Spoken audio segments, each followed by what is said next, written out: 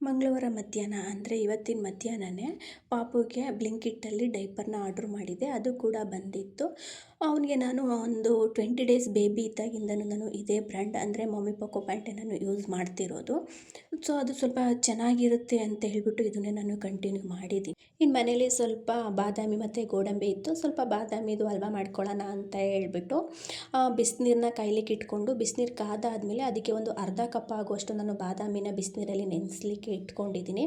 ನಂತರ ಸ್ವಲ್ಪ ಕೇಸರಿನೂ ಕೂಡ ಬಿಸಿನೀರಲ್ಲಿ ನೆನಲಿಕ್ಕೆ ಇಟ್ಕೊಂಡೆ.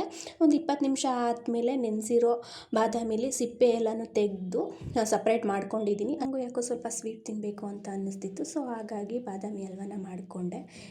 ಬಾದಾಮಿನೂ ರುಬ್ಕೊಂಡು ಒಂದು ಸ್ಟವ್ ಮೇಲೆ ಪಾನ್ನ ಇಟ್ಕೊಂಡು ಒಂದು ಅರ್ಧ ಲೋಟ ಆಗುವಷ್ಟು ಹಾಲನ್ನ ಹಾಕಿ, ಹಾಲು ಬಿಸಿ ಆದಮೇಲೆ ರುಬ್ಕೊಂಡಿರೋ ಬಾದಾಮಿನ ಹಾಕಿ, ಇದಕ್ಕೆ ಕೇಸರಿ ನೀರನ್ನು ಕೂಡ ಹಾಕಿ, ಇದಕ್ಕೆ ಸ್ವಲ್ಪ ಏಲಕ್ಕಿನೂ ಕೂಡ ಹಾಕ್ಕೊಂಡು ಲೋ ಫ್ಲೇಮಲ್ಲೇ ಬೇಯಿಸ್ಕೊಬೇಕು. ನಂತರ ಇದಕ್ಕೆ ಸಿಹಿಗೆ ತಕ್ಕನಾಗಿ ಸಕ್ಕರೆನ ಹಾಕಿ ಬಾದಾಮಿ ಮಿಶ್ರಣ ತಳ ಬಿಡ್ತಿದೆ ಅಂತ ಅಂದಾಗ ಮೇಲ್ಗಡೆ ತುಪ್ಪನ ಹಾಕೋಬೇಕು. ತುಪ್ಪ ಸ್ವಲ್ಪ ಜಾಸ್ತಿ ಹಾಕೊಂಡ್ರೆ ಟೇಸ್ಟು ಚೆನ್ನಾಗಿರುತ್ತೆ. ಫಸ್ಟ್ ಟೈಮ್ ಮಾಡಿದ್ರು ಕೂಡ ತುಂಬಾ ಚೆನ್ನಾಗಿ ಬಂತು.